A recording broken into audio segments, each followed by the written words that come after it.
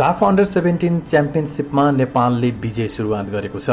मंगलबार भएको खेलमा नेपालले घरेलु टोली श्रीलङ्कालाई 2-0 ले हराउँदै महत्त्वपूर्ण 3 अङ्क जोडेको छ।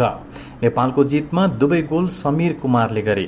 उनको शानदार प्रदर्शनसँगै नेपालको सेमिफाइनल पुग्ने सम्भावना थप मजबुत बनेको छ। खेलको पहिलो हाफमा नेपालले लगातार दबाव सिर्जना गरे पनि गोल गर्न सकेन।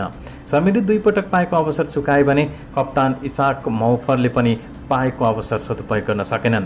दोस्रो हाफ सुरु भए लगत्तै खेलको 52औं मिनेटमा प्रतिस्थापक मगरको क्रसमा समीरको हेडरले जाली चुम्यो र नेपाल 1-0 ले अघि बढ्यो।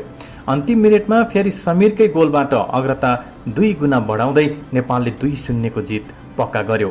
दक्षिण एसियाली फुटबल महासंघ साफ अन्तर्गत आयोजना भएको यो प्रतियोगितामा 7 राष्ट्रको सहभागिता रहेको छ। समूह ए मा नेपाल, श्रीलङ्का र बङ्गलादेश रहेका छन् भने समूह बी मा भारत, पाकिस्तान, मालदिप्स र भुटान रहेका छन्। समूह चरणको शीर्ष 2 टोली सेमिफाइनलमा प्रवेश गर्नेछन्। यसअघि भारतले 6 पटक, बङ्गलादेशले 2 पटक र पाकिस्तानले 1 पटक उपाधि जितेका छन्। नेपाल 4 पटक फाइनल खेले पनि अझै उपाधि जित्न सकेको छैन। यो संस्करण सेप्टेम्बर 27 असोज 11 गतेसम्म श्रीलङ्काको कोलम्बोमा जारी रहनेछ।